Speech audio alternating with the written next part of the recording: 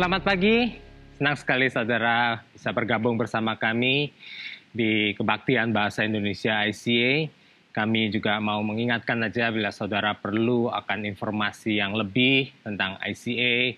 Kami undang saudara untuk ngecek website kami, juga Instagram kami, dan saudara bisa menemukan informasi yang lebih banyak lagi mengenai program-program kami, program sekolah minggu untuk anak, atau Go Group, ataupun program-program lain untuk anak-anak muda, untuk anak-anak Young Pro, dan semuanya itu saudara bisa dapatkan di website kami dan juga di ICA,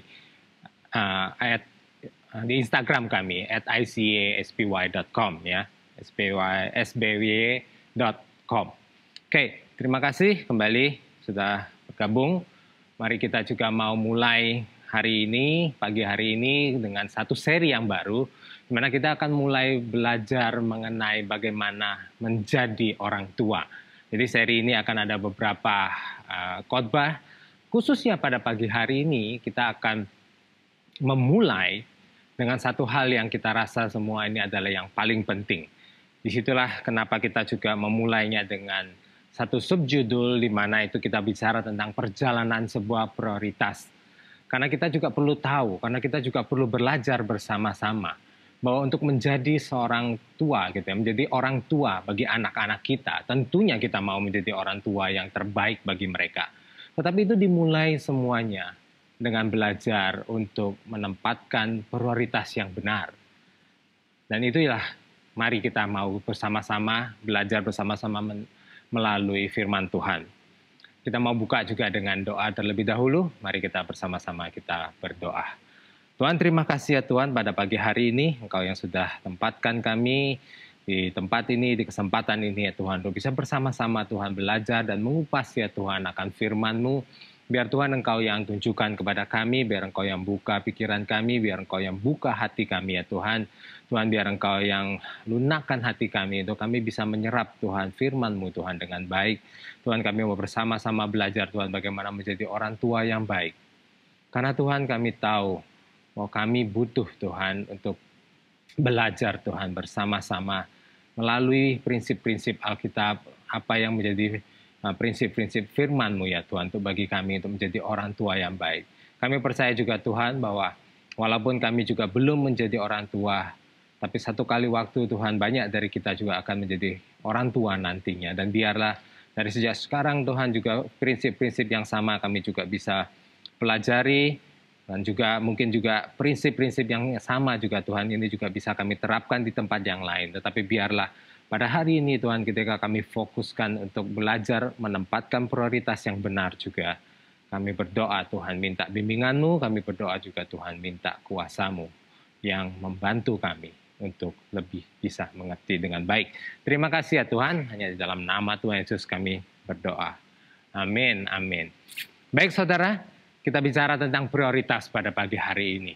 Saya ingat, ini juga bicara tentang bagaimana pengertian kita tentang prioritas itu bisa bertumbuh, bisa berkembang, entah itu semakin dalam ataupun semakin besar ataupun semakin tinggi menurut saudara. Tetapi ketika kita bicara tentang perjalanan sebuah prioritas, kami semua di sini berharap bahwa ini akan menjadi satu perjalanan di mana prioritas kita itu akan bisa berjalan dari tempat yang mungkin kurang benar dulunya, tetapi menjadi ke tempat yang lebih baik, ke tempat di mana itu seharusnya berada. Dan itu juga yang saya juga pikirkan ketika saya mempersiapkan tentang khotbah pada pagi hari ini. Ketika saya juga pikirkan tentang prioritas saya, kalau saya pikirkan ketika waktu saya masih kecil, jelas mungkin secara garis besar saya percaya, secara porsi besar, anak-anak, jelas prioritasnya hanyalah bermain. Karena anak-anak ya memang tumbuh pada waktu itu dengan tidak banyak begitu pikiran yang lain ya, dengan beban yang lain juga. Dan bahkan mungkin mereka juga tidak terlalu memikirkan untuk belajar. Apalagi anak-anak yang umur di bawah 10 tahun. Apa yang mereka prioritaskan jelas adalah kesenangan gitu ya.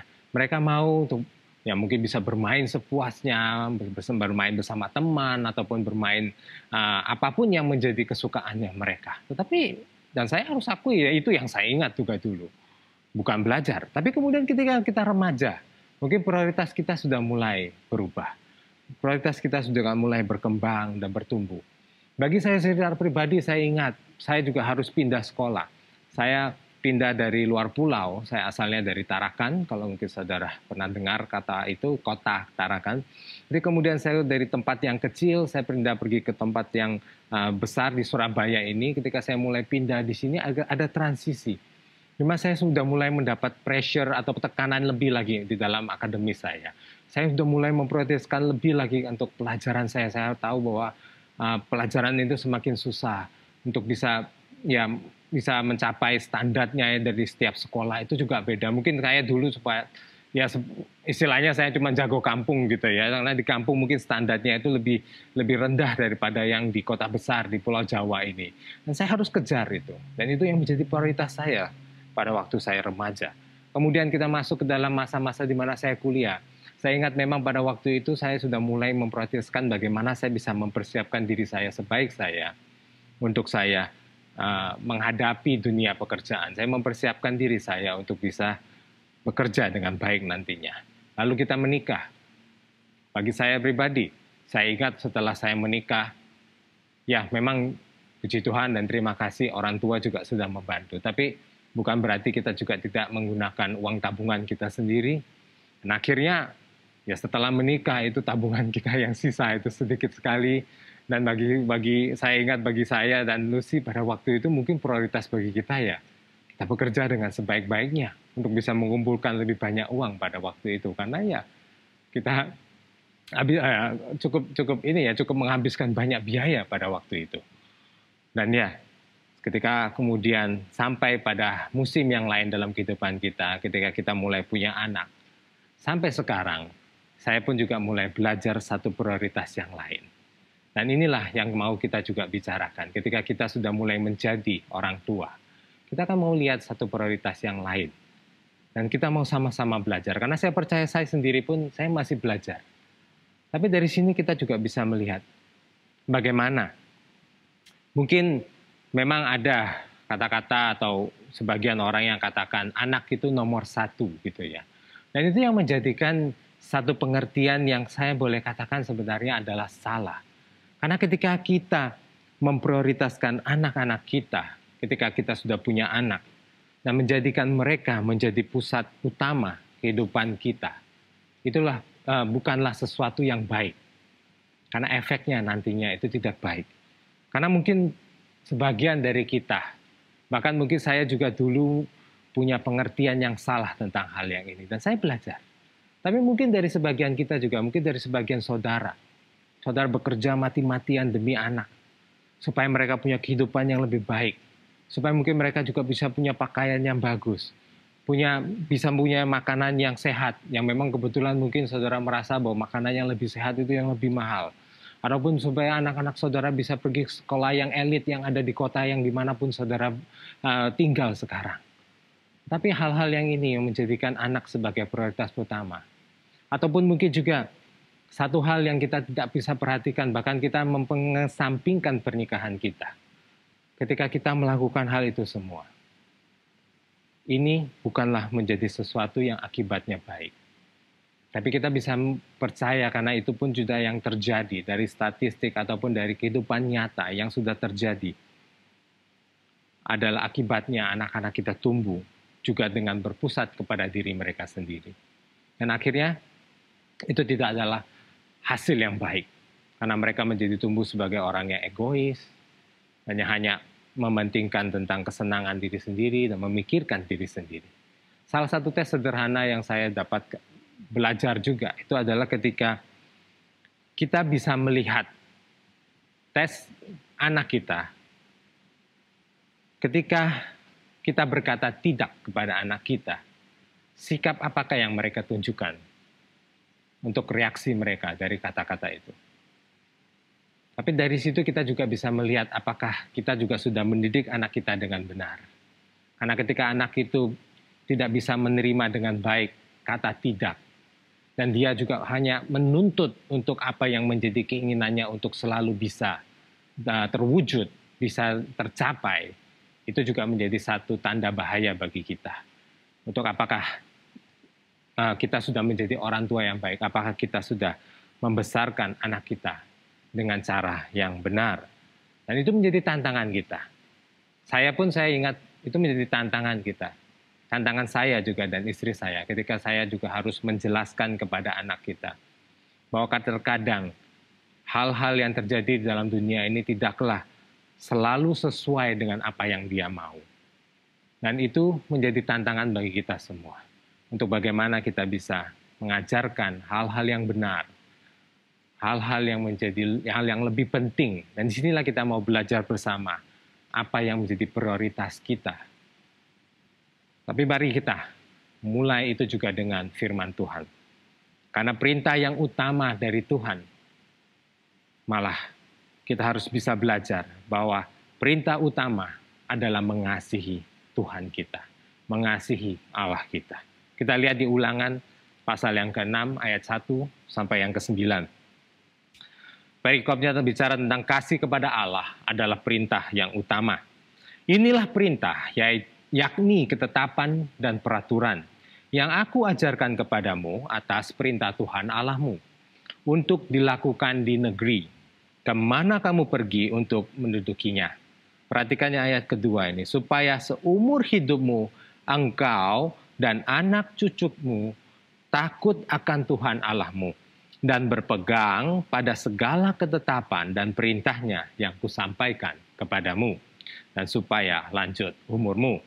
Maka dengarlah hai orang Israel, lakukanlah itu dengan setia supaya baik keadaanmu dan supaya kamu menjadi sangat banyak seperti yang dijanjikan Tuhan, Allah nenek moyangmu kepadamu di suatu negeri yang berlimpah-limpah susu dan madunya. Dengarlah hai orang Israel, Tuhan itu Allah kita, Tuhan itu Esa. Kasihilah Tuhan Allahmu dengan segenap hatimu dan dengan segenap jiwamu dan dengan segenap kekuatanmu. Apa yang kuperintahkan kepadamu pada hari ini haruslah engkau perhatikan, haruslah engkau mengajarkannya berulang-ulang. Sekali lagi saudara, berulang-ulang kepada anak-anakmu dan membicarakannya apabila engkau duduk di rumahmu, apabila engkau sedang dalam perjalanan, apabila engkau sedang berbaring, dan apabila engkau bangun. Haruslah juga engkau mengingatkannya sebagai tanda pada tanganmu, dan haruslah itu menjadi lambang di dahimu, Dan haruslah engkau menuliskannya pada tiang pintu rumahmu dan pada pintu gerbangmu. Saudara, mungkin inilah juga yang kita lakukan di ICA.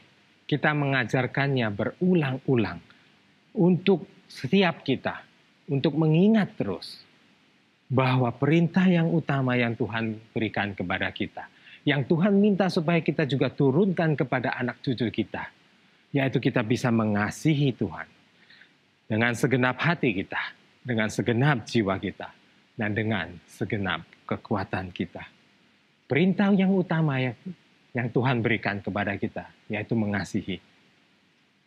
Dimulai jelas dengan mengasihi Tuhan kita. Tetapi saya percaya, ketika kita sudah belajar memulai untuk bisa mengasihi Tuhan kita, disitulah kita bisa mulai belajar untuk bisa mengasihi sesama kita, mengasihi orang-orang di sekitar kita.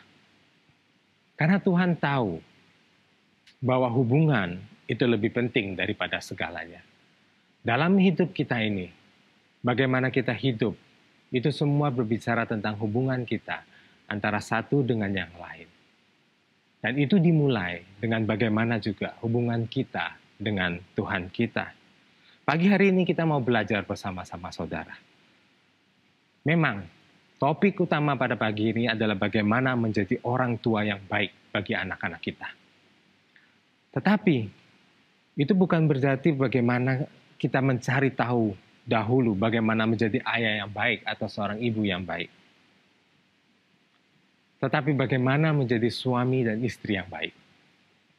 Karena hubungan pernikahan yang baik akan sangat mempengaruhi bagaimana kita bisa menjadi seorang ayah dan ibu yang baik. Tetapi lebih daripada itu, lebih daripada satu pernikahan yang baik, lebih daripada satu hubungan suami istri yang baik, hubungan kita pribadi dengan Tuhan, itu juga akan mempengaruhi pernikahan kita, yang pada akhirnya itu juga akan mempengaruhi bagaimana kita menjadi seorang ayah dan ibu yang baik. Bahkan ketika hubungan kita secara pribadi dengan Tuhan itu baik, saya percaya aspek yang lain dalam kehidupan kita itu semuanya akan menjadi lebih baik. Disinilah kuncinya, di mana kita perlu belajar untuk membangun hubungan kita yang baik. Dan dikatakan di situ adalah bagaimana kita belajar mengasihi Tuhan kita dengan lebih dan lebih lagi. Saya percaya ini juga adalah salah satu kunci, di mana dikatakan Tuhan itu juga adalah kasih. Dan kita belajar untuk bagaimana menjadi serupa lebih lagi. Ketika kita belajar mengasihi Tuhan, bagaimana kita bisa mengasihi lebih. Itu juga kita bicara tentang bagaimana kita menjadi lebih dan lebih lagi serupa dengan Kristus. Dan dikatakan di 1 Yohanes 2, pasal 2 ayat yang ke-6, dikatakan, barang siapa mengatakan bahwa ia ada di dalam Dia, ia wajib hidup sama seperti Kristus telah hidup. Saudara, Kristus adalah lambang atau perwujudan yang nyata akan bagaimana kita mengasihi Tuhan dan mengasihi sesama kita. Dan itu juga menjadi satu perintah bagi kita semua, bahwa ketika kita ada di dalam Dia, ada bersama-sama dengan Tuhan, kita wajib hidup sama seperti Kristus. Inilah yang menjadi sesuatu yang saya harapkan semua kita menjadi satu goal, menjadi satu tujuan, menjadi sesuatu yang kita kejar. Bagaimana kita bisa semakin hari menjadi semakin hari serupa dengan Kristus. Tapi di sini juga saya akan mau bawakan satu fenomena, di mana fenomena ini mungkin saya akan jabarkan terlebih dahulu. Ini adalah fenomena yang bisa terjadi dan sedang terjadi di dunia ini, di mana fenomena ini dikatakan sebagai interaksi atau hubungan parasosial, atau dalam bahasa Inggrisnya parasocial interaction atau parasocial relationship. Nah, artinya itu adalah mengacu pada semacam hubungan psikologis yang dialami oleh audiens atau pengguna media dalam hubungan yang termediasi. Jadi maksudnya itu secara tidak langsung ya, ada media di tengah-tengah antara dua ini, antara pengguna media dan juga pribadi-pribadi tokoh di media massa, terutama di televisi atau juga di platform online.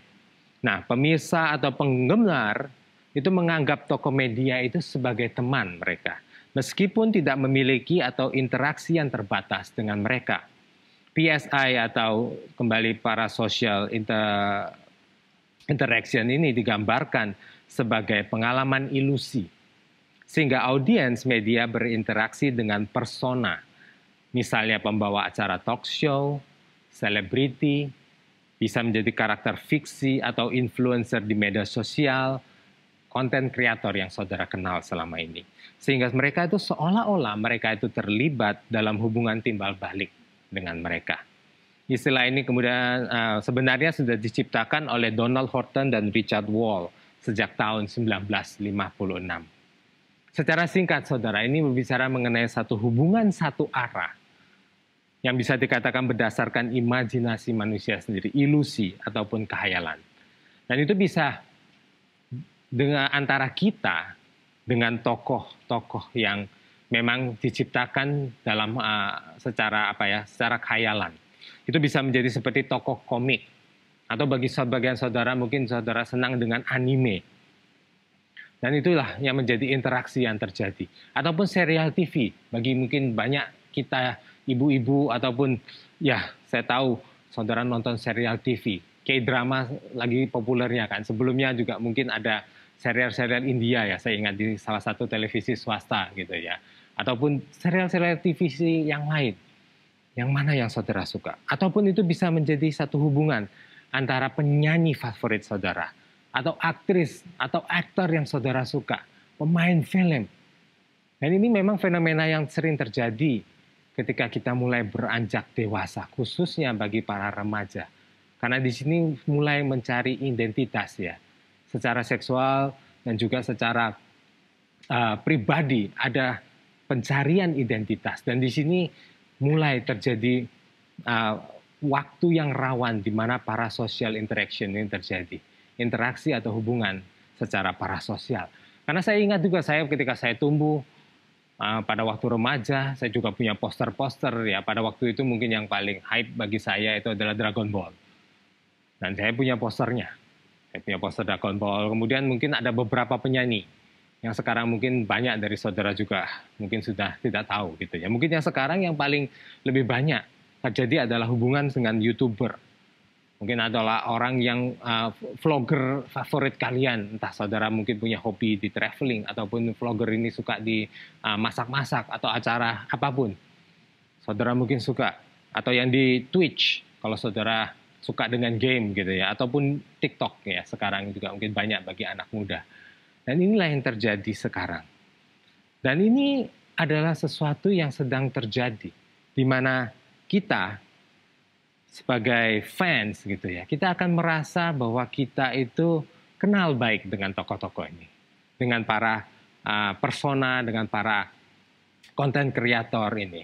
Dan saudara mungkin sudah ketika saudara yang ikut dia, ketika saudara yang follow mereka, entah dari yaitu Instagram ataupun dimanapun tadi di YouTube, saudara merasa begitu kenal dengan mereka karena saudara bisa tahu apa yang mereka suka, apa yang mereka kerjakan sehari-hari, apa yang mereka pakai gitu ya, pakaian favoritnya mereka, mungkin warna kesukaan mereka, apa yang mereka sedang baca, musik apa yang sedang mereka dengar. Dan itu menjadi satu hubungan satu arah, di mana saudara mulai mempunyai satu hubungan yang berdasarkan ilusi atau khayalan, walaupun mungkin pada beberapa kasus ada memang tokoh-tokoh tersebut adalah orang-orang fiksi gitu ya. Mungkin saudara juga dulu tumbuh dengan kesenangan atau hobi membaca tentang Harry Potter misalnya. Ini adalah salah satu contoh fiksi. Tapi dengan penyanyi atau dengan konten creator tadi, dengan vlogger tadi, mereka adalah orang-orang yang nyata. Tetapi hubungan itu sendiri adalah hubungan yang tidak nyata. Dan itu yang menjadi masalah utama ketika itu juga terjadi bagi sebagian orang. Hal yang sama ketika mereka memulai hubungan ini dengan Tuhan. Ini yang menjadi satu pokok utama yang saya mau bicarakan. Karena mungkin memang yang menjadi masalah utama bagi sebagian orang, Tuhan itu seakan-akan tidak nyata bagi mereka. Karena mungkin Tuhan itu tidak kelihatan, bagi mereka juga sebagian Tuhan itu tidak bisa dirasakan. Dan itu menjadi satu hubungan yang seperti tadi juga, parasocial interaction, di mana ada hubungan secara parasosial dengan Tuhan kita. Tapi pada hari ini, saya mau kita bersama-sama. Maka saya mau untuk katakan kepada saudara pada pagi hari ini, kalau Tuhan kita itu nyata, kalau Tuhan itu bukan karakter fiksi, Tuhan Yesus itu juga nyata.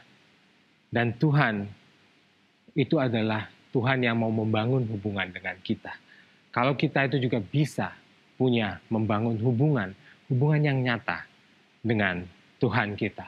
Di sini saya mau bagi dua poin, dua hal utama untuk saya bisa tekankan kepada setiap saudara. Bahwa Tuhan adalah pribadi yang mau bersama-sama dengan kita.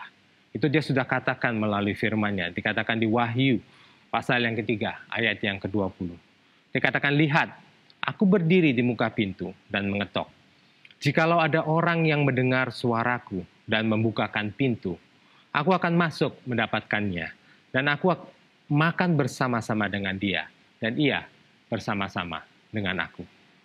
Saudara, saya memulai dengan Tuhan dulu, karena saya mau tekankan Tuhan dulu. Karena saya percaya, sesuai dengan firman-Nya, dan firman-Nya itu ya dan amin. Dan dia sudah katakan, dia mengetok di setiap pintu kita, pintu hati kita, untuk supaya bisa bersama-sama dengan kita, untuk bersekutu dengan kita.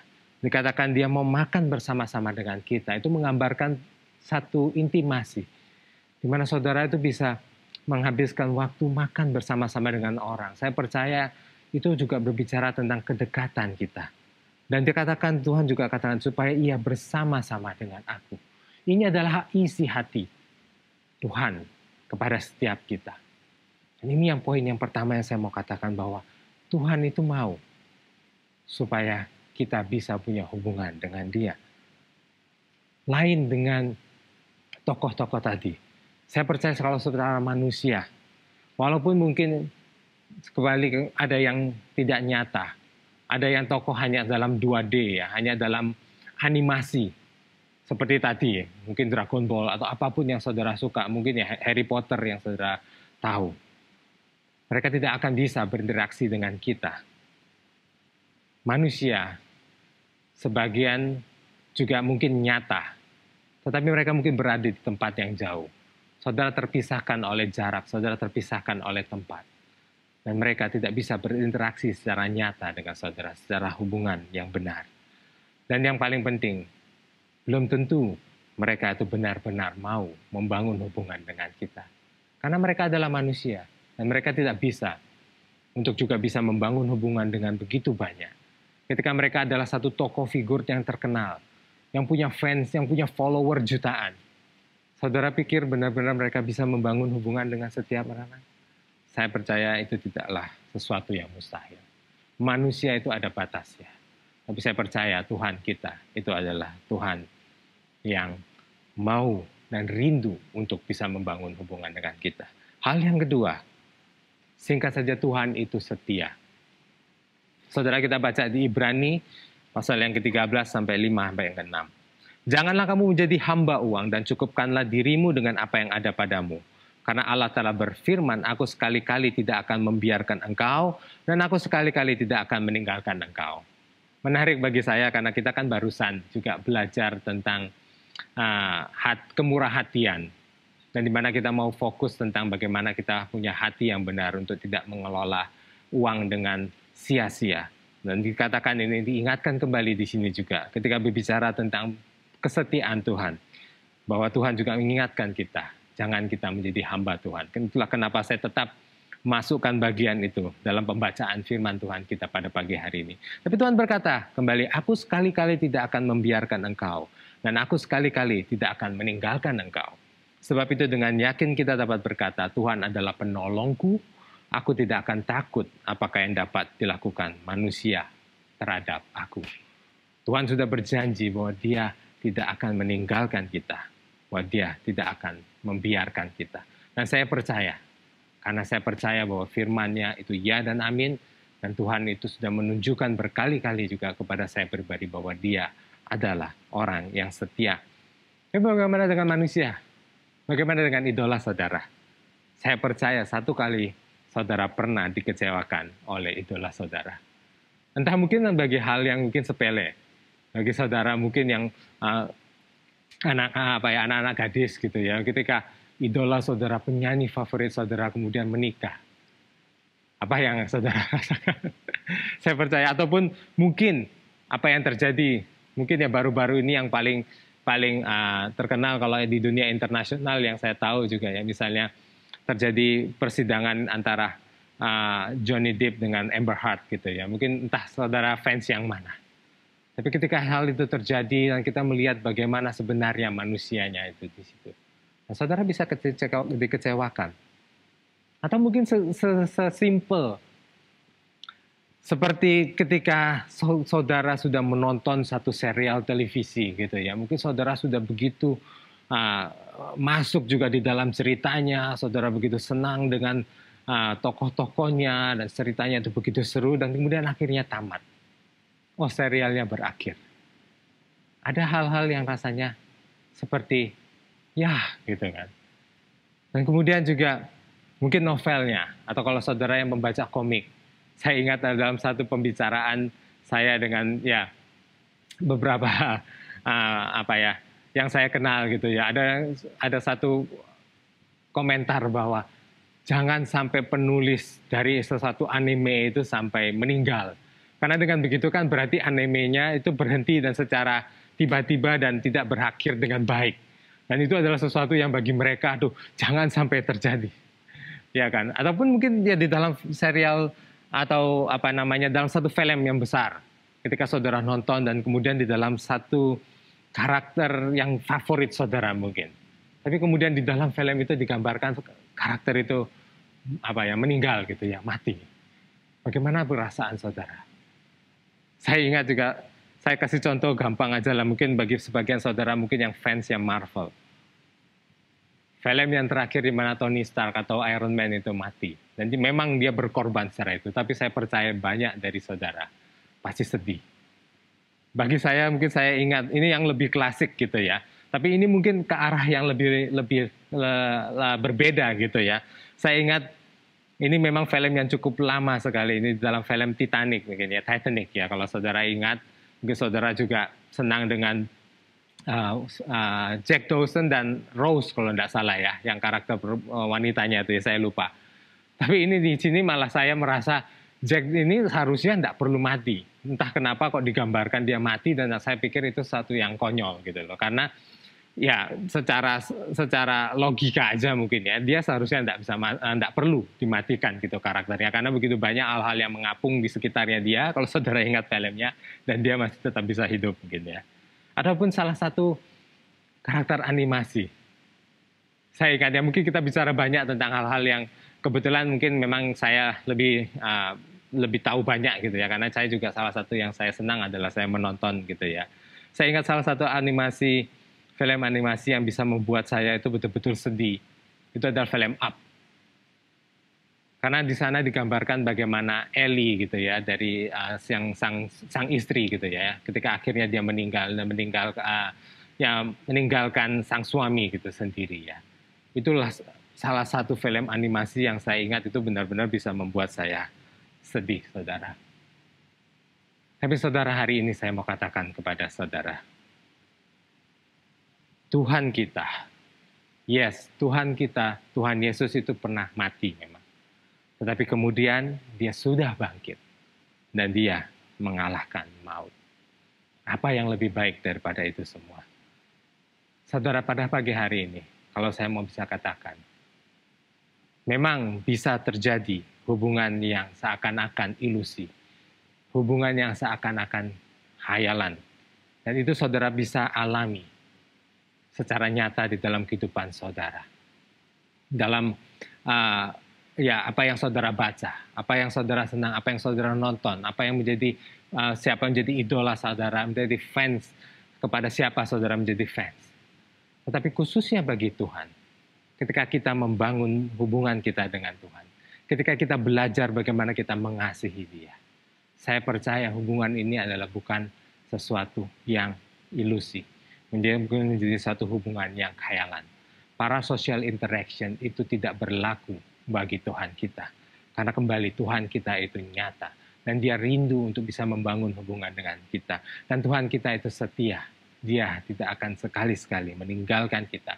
Dia sekali-sekali tidak akan membiarkan kita. Dan kembali saya mau ingatkan kepada kita. Bagaimana kita mau memprioritaskan kita ketika kita mau menjadi anak-anak kita. Menjadi orang tua yang baik bagi anak-anak kita. Menjadi ayah dan ibu yang terbaik bagi anak-anak kita. Prioritas kita adalah bagaimana kita juga bisa membangun satu hubungan yang terbaik dengan Tuhan kita. Dan itu juga berarti belajar bagaimana kita bisa mengasihi Dia dengan lebih dan lagi. Karena apapun yang ada di dalam kehidupan kita, bagaimana kita menjadi ayah yang terbaik bagi mereka, itu dimulai dengan bagaimana kita bisa menjadi pribadi yang terbaik juga. Bagaimana kita bisa menjadi pribadi yang mengasihi Allah kita. Dan lebih lagi. Dan dari situ semua saya percaya itu kita akan bisa mengalir yang lain. Bagaimana kita bisa menjadi orang tua, bagaimana kita bisa menjadi suami atau istri yang baik, bagaimana kita bisa menjadi pemimpin satu perusahaan yang baik, bagaimana kita bisa menjadi warga negara yang baik, bagaimana kita bisa menjadi anak dari orang tua kita yang terbaik, bagaimana kita bisa menjadi teman yang terbaik. Semua itu dimulai dari bagaimana kita harus mengasihi Tuhan kita. Kita mau belajar untuk bisa menetapkan satu prioritas yang benar. Dan prioritas kita sebagai orang tua adalah juga bisa menuntun anak-anak kita kepada Tuhan, bukan kepada kita. Biarlah mereka juga akhirnya bisa mengerti bagaimana untuk bisa mengasihi Tuhan juga dengan segenap hati mereka, dengan segenap kekuatan mereka, dengan segenap jiwa mereka. Dan biar mereka bisa bergantung penuh kepada Tuhan dan bukan kepada kita. Karena sama seperti tadi, kita secara manusia, kita bisa mengecewakan mereka. Sama seperti yang tadi kita bicarakan, manusia, keterbatasan dari manusia. Manusia itu terbatas. Secara umur, secara waktu, secara kemampuan, semua itu, keberadaan kita itulah, semua itu terbatas. Sehingga penting bagi kita untuk bisa memprioritaskan anak-anak kita juga sama seperti kita, untuk bisa mengasihi Tuhan kita sepenuh hati mereka. Dan pada akhirnya, bagaimana mereka itu bisa bergantung penuh kepada Tuhan dan bukan kepada kita. Mereka bisa mengasihi Tuhan sepenuh hati mereka. Mereka bisa bergantung penuh kepada Tuhan. Mereka bisa menaruh Tuhan sebagai yang terutama di dalam hidup mereka juga.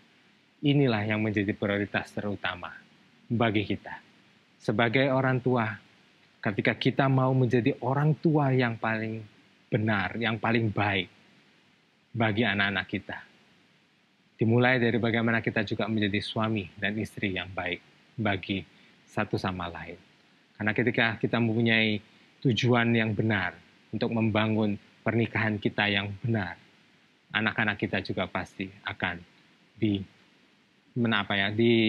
mempunyai arah yang benar. Dan ketika kita mau membangun satu pernikahan yang benar, ini adalah tantangan kita. Saya percaya saudara, bagi sebagian saudara yang sudah menikah juga, kita benar-benar perlu Tuhan di dalam pernikahan kita. Menjadi seorang suami yang baik, menjadi istri yang baik, kita benar-benar perlu campur tangan Tuhan. Dan itulah yang kita mau bagi setiap kita pada pagi hari ini. Untuk kita belajar bersama-sama, menempatkan prioritas yang benar. Kita belajar bersama-sama ketika kita bicara tentang perjalanan prioritas kita. Dari mungkin sesuatu yang salah yang selama ini yang sudah saudara kita sama-sama lakukan mungkin. Apakah kita membiarkan pernikahan kita? Apakah kita membiarkan hubungan kita dengan Tuhan begitu saja. Tapi kita harus mempunyai prioritas yang benar. Dan itu semuanya dimulai dengan prioritas, yaitu mengasihi Tuhan kita terlebih dahulu.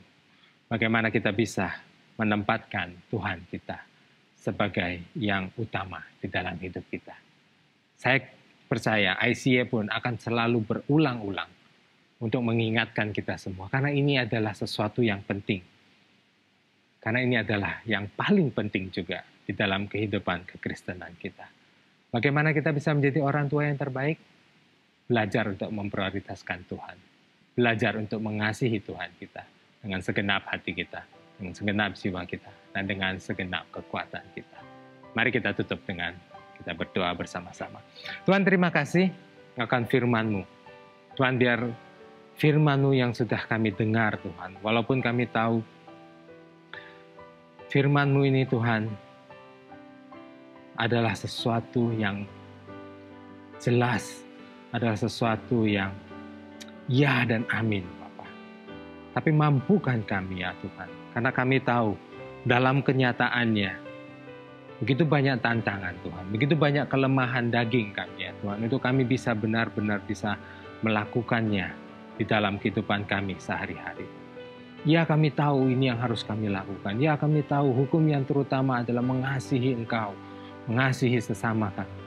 Tapi ketika kita benar-benar kami dalam kehidupan kami Tuhan, ketika begitu banyak tantangan, ketika ada permasalahan dalam keluarga, permasalahan dalam pernikahan, permasalahan dalam pekerjaan kami, permasalahan secara finansial.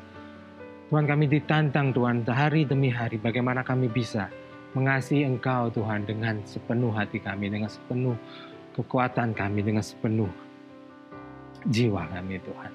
Ajar kami ya Tuhan, karena kami percaya ini adalah hal yang utama yang kami bisa lakukan. Bahkan untuk hal bagaimana kami bisa menjadi seorang ayah atau ibu yang baik. Ini pun adalah hal yang terutama. Ketika kami bisa menempatkan prioritas yang benar, ketika kita bisa menempatkan hal yang terutama di tempat yang terutama, yaitu mengasihi Engkau dengan sepenuh hati kami, dengan sepenuh jiwa kami, dan sepenuh kekuatan kami ya Tuhan. Dan biarlah ini terus kami ulang-ulangkan dalam hati kami dan pikiran kami. Biarlah itu menjadi sesuatu yang kami bisa resapi, biarlah itu menjadi sesuatu yang bisa menjadi dasar bagi kita dalam setiap aspek kehidupan kita. Tapi saya berdoa Tuhan bagi siapapun yang mendengar firman hari ini ya Tuhan. Biarlah ini juga akan menjadi sesuatu yang masuk ke dalam hati mereka, masuk ke dalam pikiran kita semua. Untuk bisa menempatkan Engkau menjadi yang terutama. Untuk bisa mengasihi Engkau sebagai prioritas di dalam kehidupan kami. Terima kasih ya Tuhan. Hanya di dalam nama Tuhan Yesus kami berdoa. Amin. Amin. Terima kasih saudara sudah bergabung bersama kami. Kami harap bahwa apa yang menjadi firman kami itu bisa menjadi sesuatu yang saudara juga bisa terapkan di dalam kehidupan saudara. Karena kami percaya ini adalah hal yang paling penting yang kita bisa lakukan untuk bisa menjadi seorang orang tua yang terbaik bagi anak-anak kita. Yaitu bagaimana kita memulai dengan prioritas yang benar, yaitu mengasihi Tuhan dengan sepenuh hati kita. Terima kasih, sampai bertemu dalam selanjutnya, di mana kita akan melanjutkan juga dalam seri-seri bagaimana menjadi orang tua di ICA. Kami senang Anda bergabung dengan ibadah ICA hari ini. Selamat berakhir pekan dan sampai jumpa minggu depan. Tuhan berkati Anda dan keluarga. ICA Prayer Service diadakan setiap hari Selasa pada pukul 6.30 sampai 7.30 malam lewat Zoom. Anda bisa mengunjungi Instagram kami @ICSBY untuk mendapatkan meeting ID-nya. Mari menyembah dan berdoa bersama. Memberikan persembahan menjadi semakin mudah. Silakan scan QR Code di layar dengan menggunakan aplikasi bank Anda atau kunjungi icasby.com/giving untuk informasi lebih lanjut. Kami rindu untuk bisa mendoakan Anda. Bagikan pokok doa Anda melalui tautan bit.ly/ICA Prayer Online dan bersama kita melangkah dan percaya bahwa Tuhan bekerja. Ikuti sosial media ICA Surabaya di YouTube, Facebook, Instagram, dan Spotify. Anda dapat menemukan berbagai informasi, playlist musik, video, renungan, dan lainnya.